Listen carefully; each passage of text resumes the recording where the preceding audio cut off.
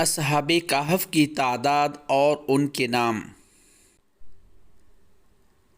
کسی صحیح حدیث سے اصحاب کہف کے نام صحیح ثابت نہیں ہیں، البتہ تفسیری اور تاریخی روایات میں ان کے نام مختلف بیان کیے گئے ہیں۔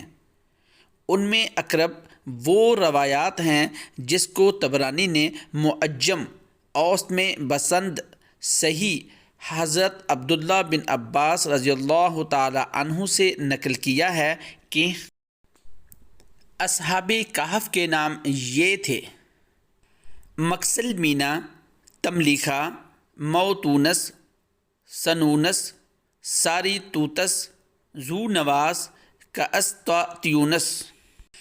واضح رہے کہ عام طور پر اصحاب کہف کی تعداد 3، 5 یا 7 بتائی جاتی ہے۔ علی المرتضیٰ اصحاب کہف کے نام یہ بتلاتے تھے: یملیخا، مکسل مینا، مسلینیا بادشاہ کے دائیں طرف والوں میں سے تھے، اور مرنوش، برنوش، شازنوش بائیں طرف والوں میں سے، اور 7واں ایک چرواہا تھا، اس کا نام کاسطیونس تھا، جو راستہ میں ان کے ساتھ ہو لیا تھا، اور ان کے کتے کا نام قطمیر تھا۔ اصحاب کہف کروٹ لیتے تھے تو کتا بھی ان کے ساتھ کروٹ لیتا تھا۔